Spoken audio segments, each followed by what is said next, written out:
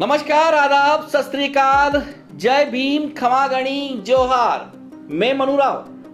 देश की दूसरी सबसे बड़ी पार्टी कांग्रेस लगातार कमजोर होती जा रही है और इसके पीछे की सबसे बड़ी वजह शीर्ष नेतृत्व के वह जिम्मेदार हैं जिनको भले ही तानाशाह कहो या मौनी बाबा, एक समान ही है।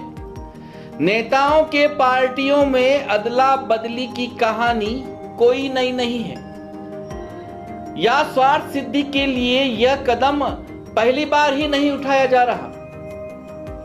लेकिन जब नेतृत्व क्षमता कम हो जाए, विचारधारा बेमेल होने लगे, विपक्ष में हैं इसलिए समसामयिक घटनाओं पर गलत का साथ दिया जाने लगे, तब इस तरह के कदम उठाए जाते हैं।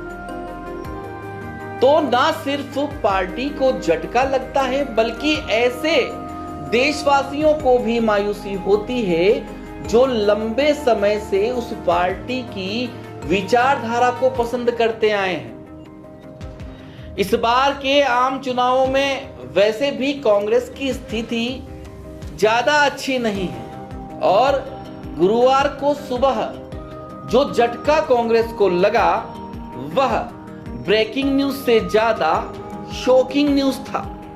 कांग्रेस के विचारों को राष्ट्रीय स्तर पर मजबूती देने वाले निर्विवादित प्रवक्ता गौरव वल्लभ ने कांग्रेस के सभी पदों को छोड़ने के साथ ही पार्टी की प्राथमिक सदस्यता से ही इस्तीफा दे दिया।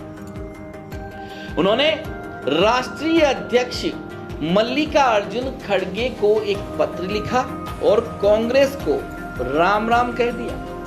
वहीं कुछ ही देर में उनके भाजपा में शामिल होने की सूचना ने तो देश की सबसे बड़ी सत्तारूढ़ पार्टी भाजपा को भी हैरत में डाल दिया। राजधानी दिल्ली में श्री वल्लभ ने भारतीय जनता पार्टी का दामन थामा और जो कुछ भी बोले, आइए सबसे पहले आपको वह सुना देते हैं। मैंने एक पत्र भी सुबह सोशल मीडिया के विभिन्न प्लेटफॉर्म पर डाला, आप लोगों ने जरूर देखा होगा।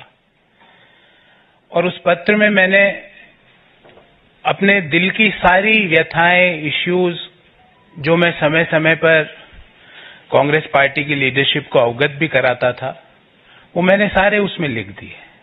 उसके अलावा मुझे कुछ नहीं कहना। मेरा दृष्टिकोण शुरू से ये रहा है कि भगवान श्री राम का मंदिर बने, न्योता मिले और हम न्योते को कांग्रेस पार्टी लिख के भेजे कि हम नहीं जाएंगे, मैं इसे स्वीकार नहीं कर सकता।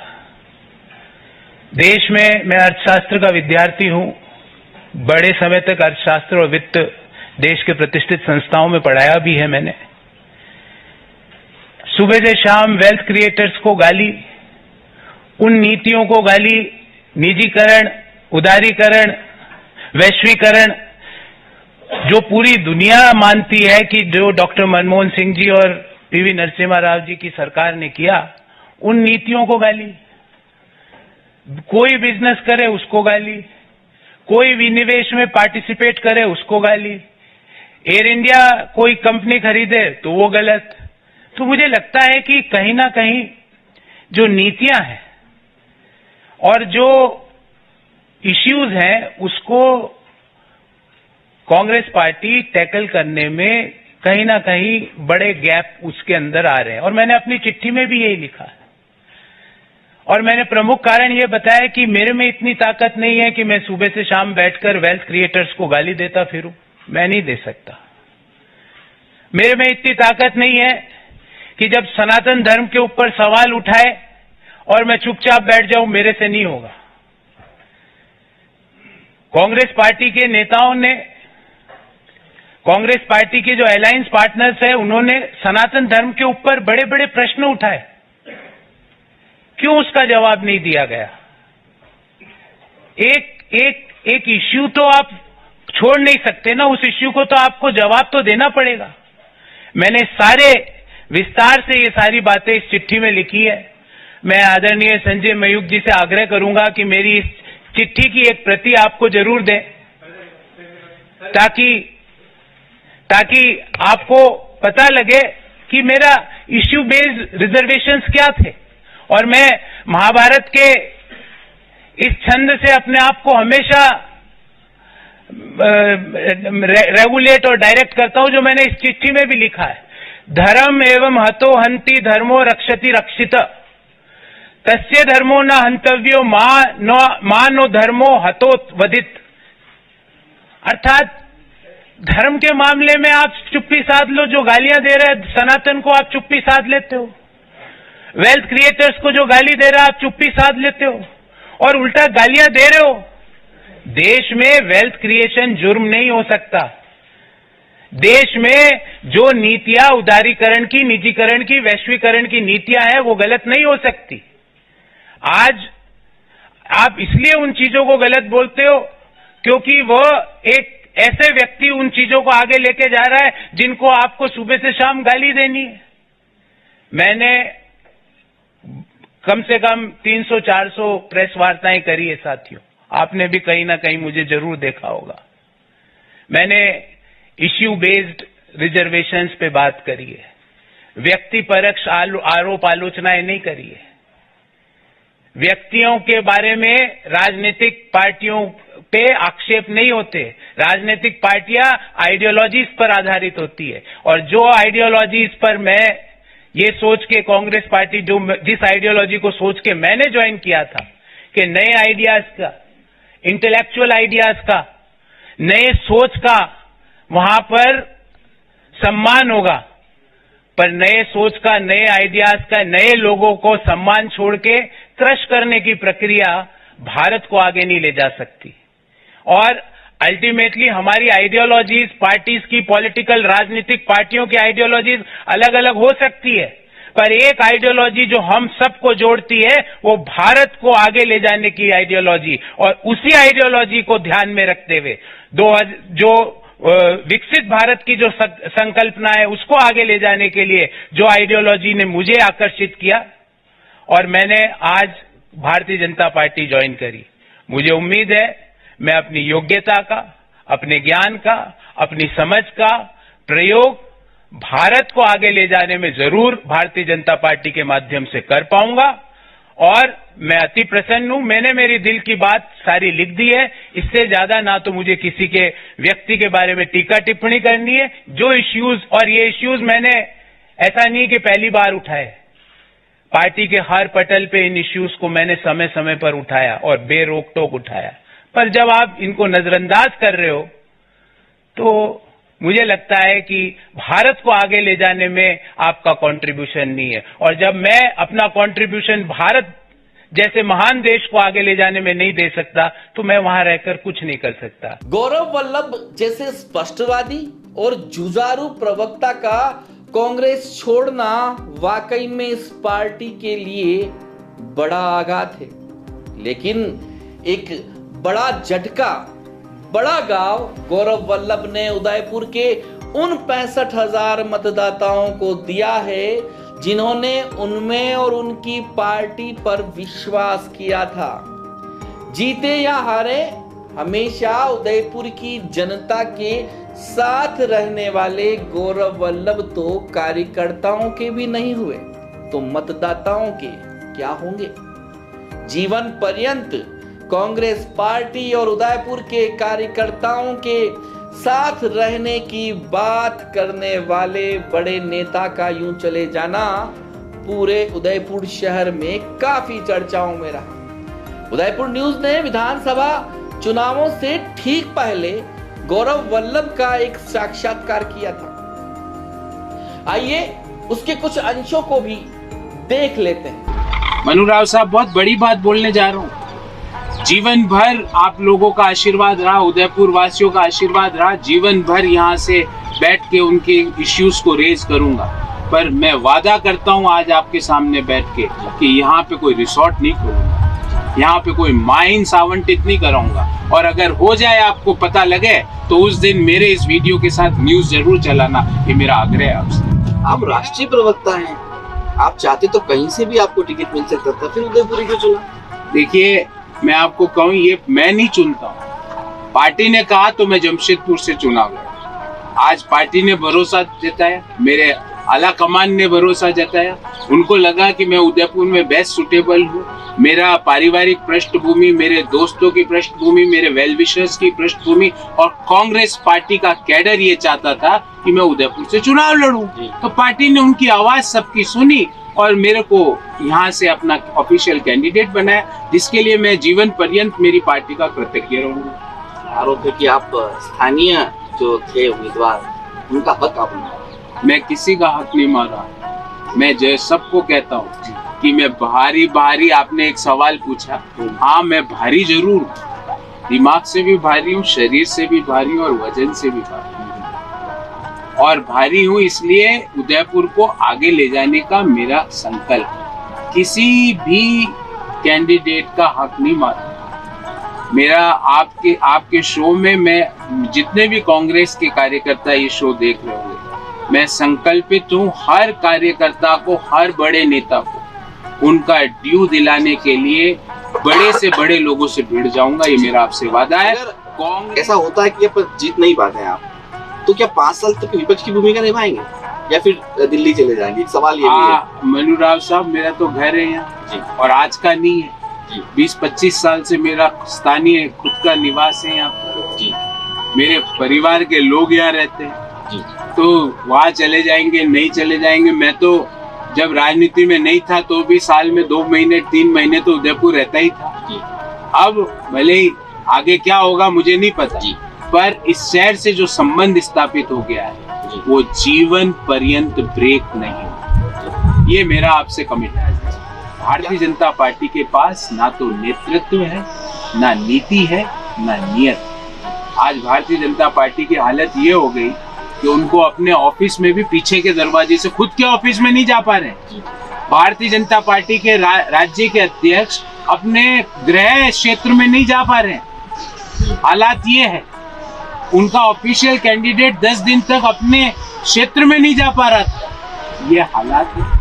राजस्थान के लोग इस तरह के, और हमारी तो धर्म में भी लिखा हुआ है कि जहाँ सुमति होती है वहीं वैभव और लक्ष्मी आती है, जहाँ कुमति होती है, झिकाल होती है, काइंस होती है, झगड़े होते हैं, वहाँ वैभव, लक्ष्मी, ऐश्वर्य नहीं आता। भाजपा हमेशा सनातन और धर्म के नाम से वोट बैंक बनाती है, काफी सफल भी है। आप क्या कहेंगे? भारतीय जनता पार्टी का कोई भी व्यक्ति, और मैं चुनौती देता हूँ, यहाँ वाले प्रत्याशी तो मुझे पता मेरे पास आएंगे भी, तो कोई और भी आना चाहे, प्रदेश अध्यक्ष आना चाहे, आए, सनातन पे हम डिस्कस करें। सनातन क्या होता है? मेरे लिए धर्म है वसुदेव कुटुंबकम, और मेरे लिए धर्म है मेरी निजी आस्था। उस निजी आस्था पे अगर कोई भी क्वेश्चन मार्क करेगा तो मैं सहन नहीं करूंगा। पर बार बार सिर्फ वोटों के लिए जा जाके सनातन सनातन, क्या है सनातन? क्या आता है भारतीय जनता पार्टी को सनातन के बाद?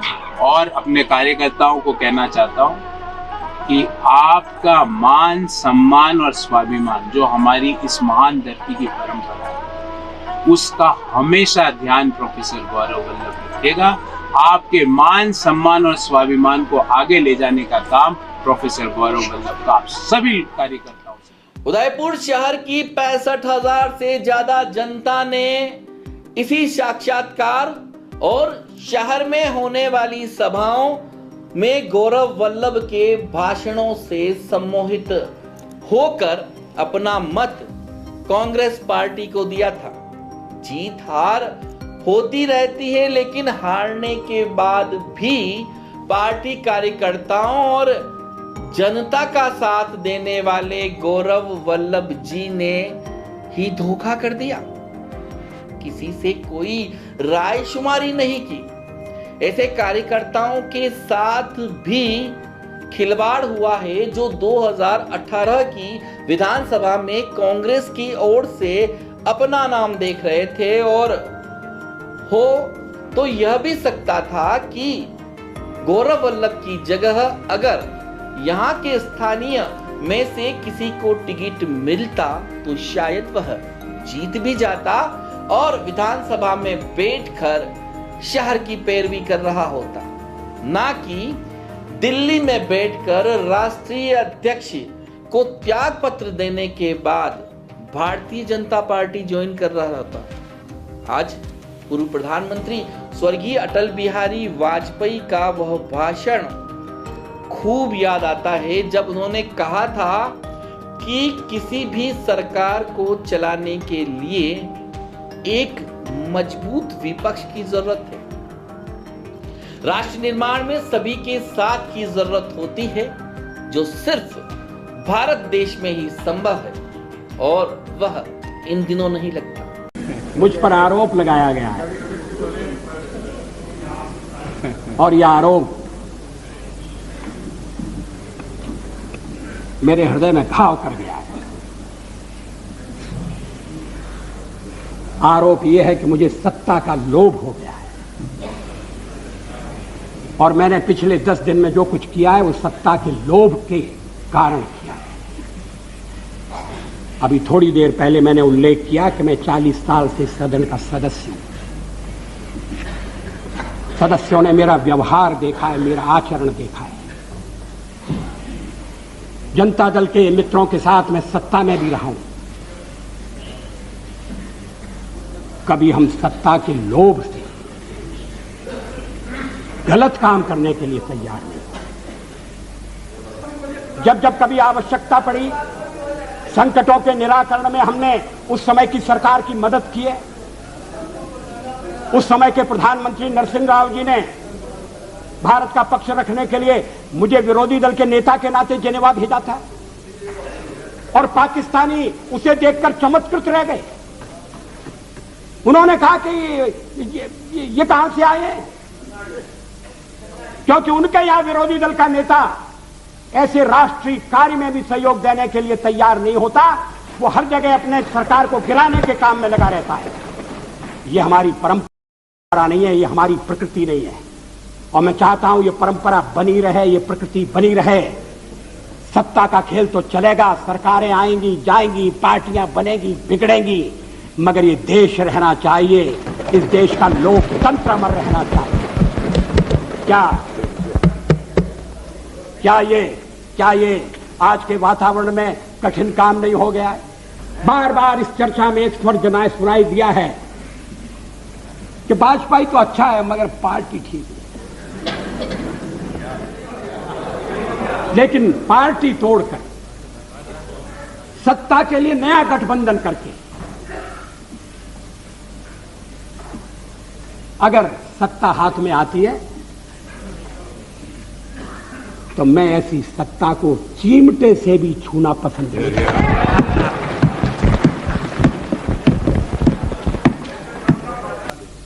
आप कहिए, आप कह रहे हैं, दबे दबे कह रहे हैं, साफ साफ कहिए, खुलकर कहिए कि हम किसी भी कीमत पर आपको सत्ता में नहीं आने देंगे। ये भाषा ठीक नहीं है। इस भाषा के पीछे जो भावना है वो और भी गलत है। हिटलर का हुआ खड़ा किया जा रहा है सदन में, फासिस्ट वाद पैदा हो रहा है। इस तरह की यहां जो पहली बार सदन में आए हैं, जिन्हें सदन की मर्यादा का भी पता नहीं है, वो इस तरह की भाषा बोल रहे हैं। मैं 40 साल से हूं पार्लियामेंट में। हम दल के रूप में काम कर रहे हैं, लोकतंत्र के आधार पर कर रहे हैं। हम चुनाव लड़ते हैं। ऐसा नहीं है कि नेहरू जी से मतभेद नहीं थे और मतभेद चर्चा में गंभीर रूप से उभरकर सामने आती थी। मैंने एक बार पंडित जी से कह दिया था कि आपका एक मिला जुला व्यक्तित्व है और आप में चर्चिल भी है और चैम्बरलेन भी है। वो नाराज नहीं हुए। शाम को किसी बैंक्वेट में मुलाकात हो गई और उन्होंने कहा आज तो बड़ा जोरदार भाषण दिया है और हंसते हुए चले गए। आजकल ऐसी आलोचना करना दुश्मनी को दावत देना है। लोग बोलना बंद कर देंगे। क्या एक राष्ट्र के नाते हम मिलकर काम नहीं कर सकते? क्या एक राष्ट्र के नाते हम सब आने वाले संकटों का सामना नहीं कर सकते? गौरव वल्लभ पार्टी की रीति नीति से नहीं चलने को लेकर आहत हुए और एक झटके में ही पार्टी छोड़कर भारतीय जनता पार्टी में शामिल हो गए। इनके त्याग पत्र को देखकर एक बात यह भी समझ में आ रही है कि वह काफी दिनों से इस विचार में होंगे। गौरव वल्लभ ने 2 आरोप लगाए हैं। पहला, कांग्रेस द्वारा सनातन धर्म के विरोध का, जो भारतीय जनता पार्टी के पक्ष में हवा बनाने के लिए ही है, सच्चाई नहीं। और दूसरा, आर्थिक नीतियों का, इसमें भी वे कॉरपोरेट का पक्ष प्रबल करते दिखाई पड़ रहे हैं। कुल मिलाकर यह बयान कांग्रेस की चुनावी नीतियों की दिशा बदलने की साजिश में भीगा हुआ है। आपको बता दें कि लगता है गौरव वल्लभ भारतीय जनता पार्टी की धार्मिक और कॉरपोरेट पक्षधर नीतियों के प्रवक्ता का किरदार निभाने वाला पद प्राप्त करना चाहते हैं। अंदर खाने से तो बात यह भी सामने आ रही है कि इनके ससुर जी ने गौतम अडानी ग्रुप को ज्वाइन किया है। फिर जमाई राजा गौरव वल्लभ ससुर जी को तो फॉलो करेंगे ही, और उन्होंने ऐसा ही करते हुए भारतीय जनता पार्टी का दामन थाम लिया। यह तो रही स्वार्थ की बात, लेकिन अगर किसी और डर से उन्होंने ऐसा किया है तो यह सत्तारूढ़ पार्टी के लिए भी अच्छी बात नहीं है, क्योंकि ईडी हो या कोई और डर, दूसरी पार्टी के नेताओं को अपने में शामिल करना कूटनीति हो सकती है, राजनीति नहीं। ऐसे तो कैसे बचेगा लोकतंत्र और कैसे होगी राष्ट्रहित की बात। सत्ता के लोभ में इस तरह की हरकत शर्मिंदा करने वाली।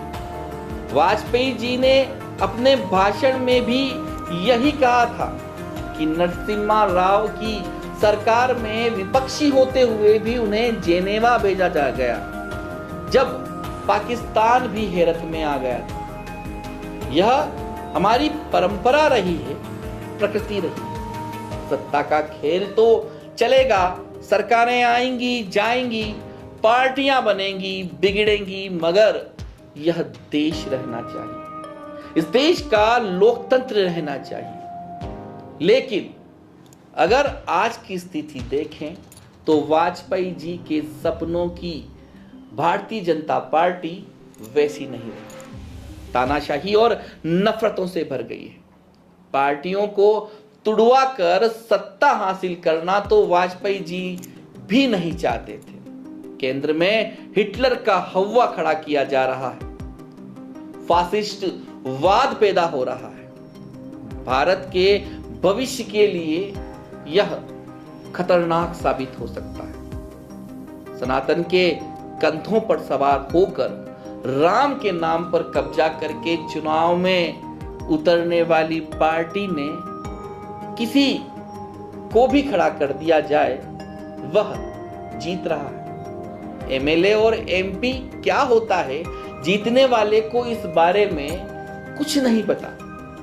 हमारे वोट की कीमत समझी ही नहीं जा रही। लेकिन अगर ऐसा ही चलता रहा तो देश में अंतर्कलह का वातावरण बनने में देर नहीं लगेगी। जाति और धर्म के नाम पर लड़ाकर सत्ता में बैठना आसान हो सकता है, लेकिन बने रहना काफी मुश्किल। नमस्कार, दुआ सलाम, राम राम।